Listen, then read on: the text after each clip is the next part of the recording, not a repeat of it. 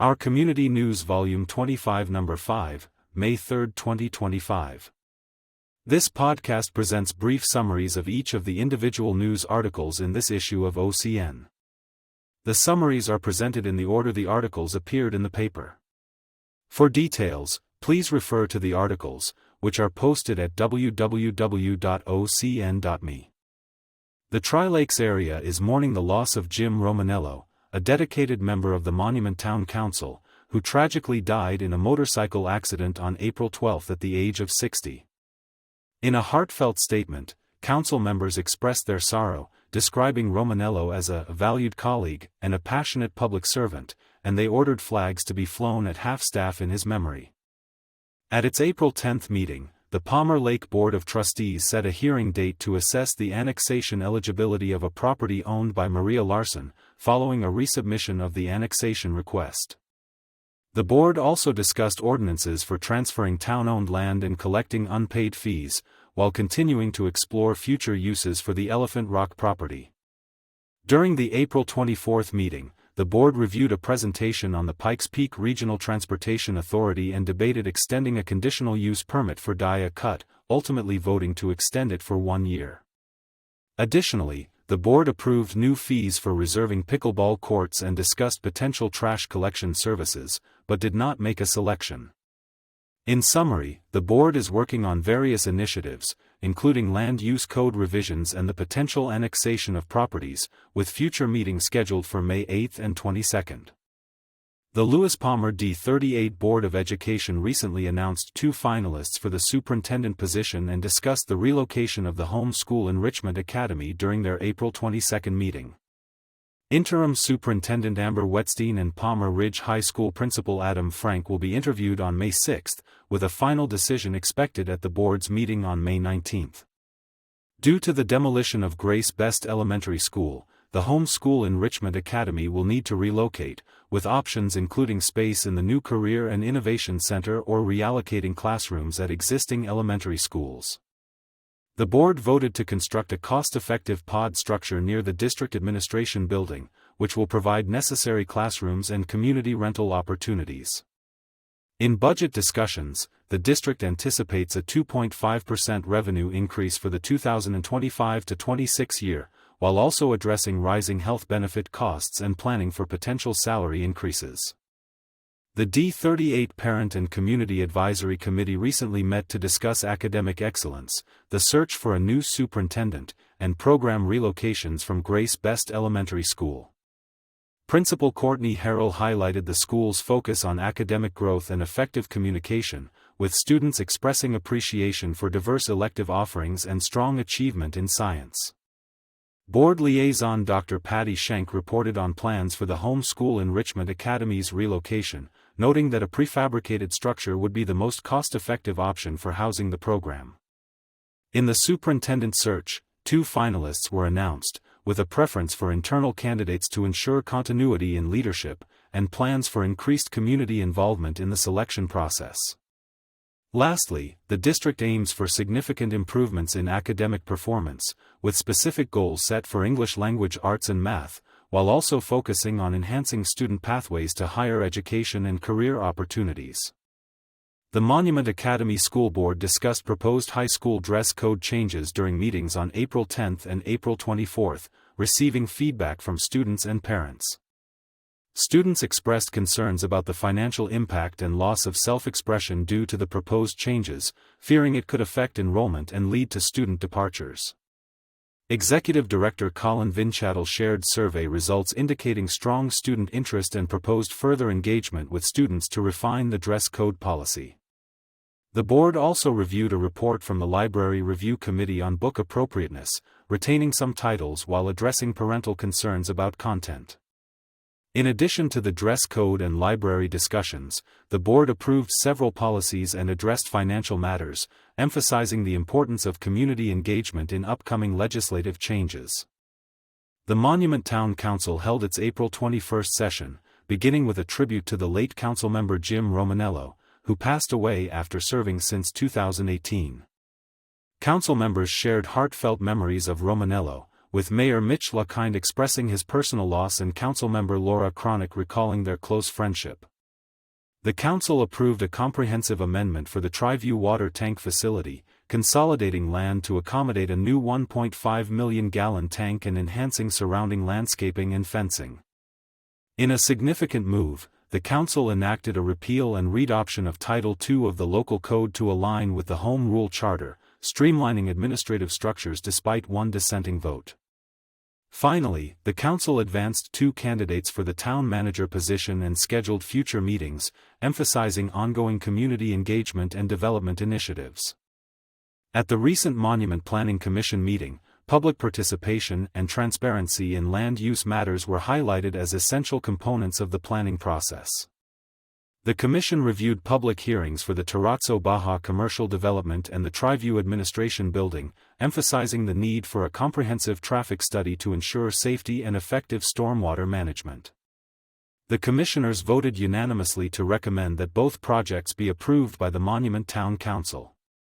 Discussions focused on safety measures for pedestrian crossings and the importance of community input in enhancing these plans. Commissioners also attended a National Planning Commission meeting, where they learned about community engagement strategies and potential solutions for housing and water issues in Colorado. The meeting concluded with a call for community involvement, particularly from high school students, to help shape the future of Monument, and residents are encouraged to share their thoughts through various channels. During the April 23 meeting of the Monument Fire District, the board approved financing for the rebuild of Station 3 and recognized board president Mike Smaldino for his service. Fire Chief Andy Kovacs outlined 3 financing options for an $18 million lease/purchase agreement, with the total rebuild cost estimated at over $20 million, including $3 million already allocated in the budget.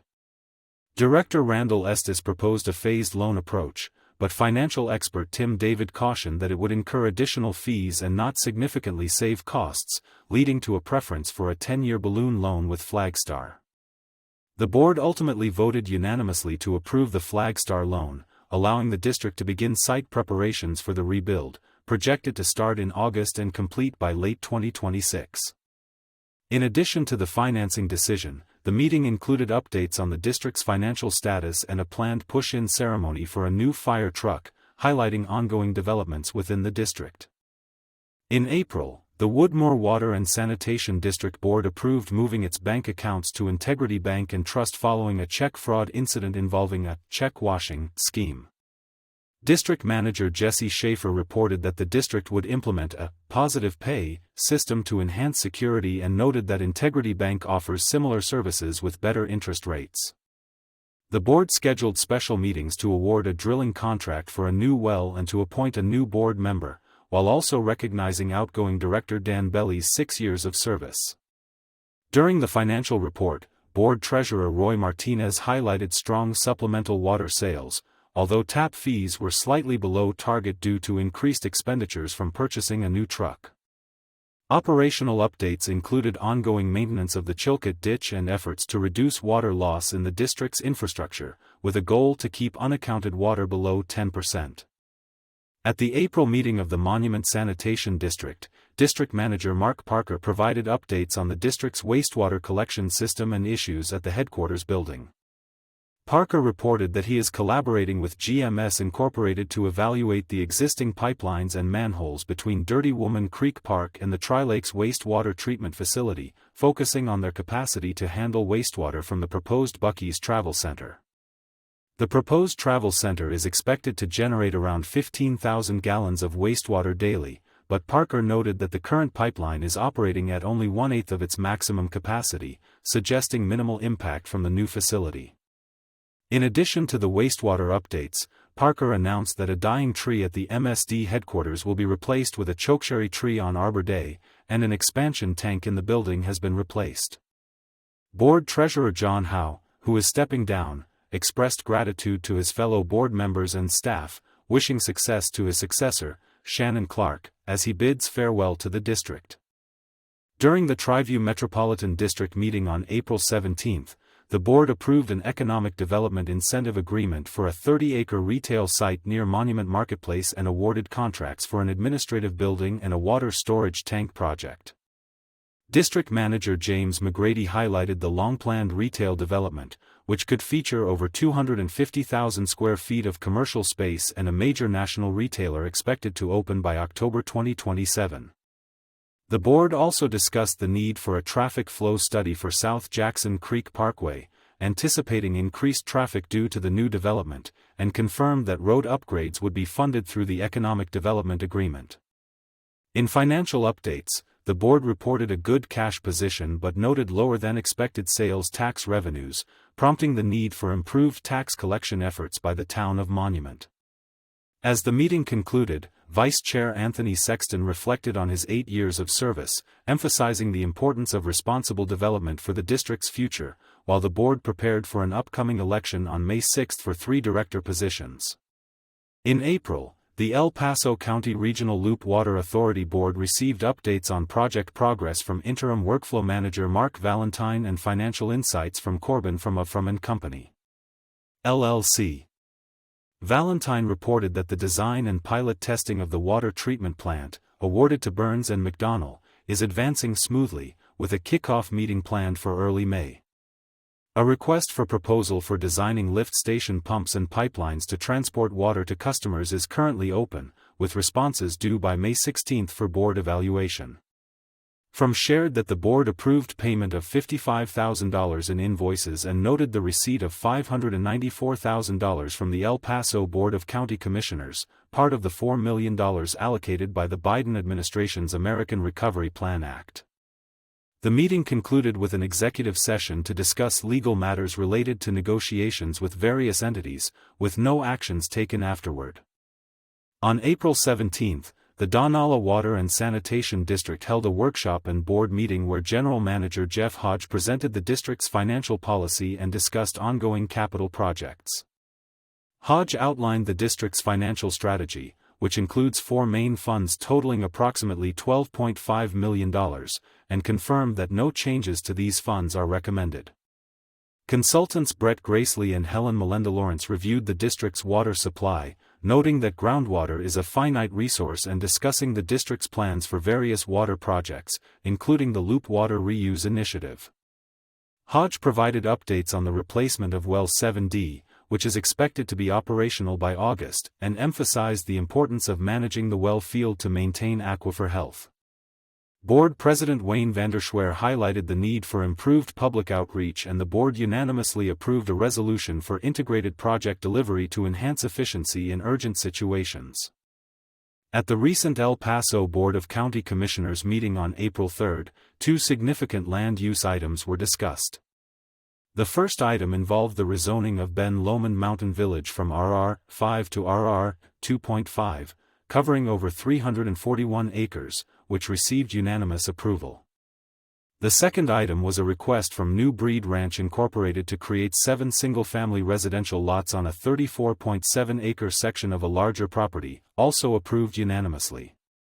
The BOCC typically meets every Tuesday at 9 a.m. at Centennial Hall, with land use meetings scheduled for the 2nd and 4th Thursdays of the month.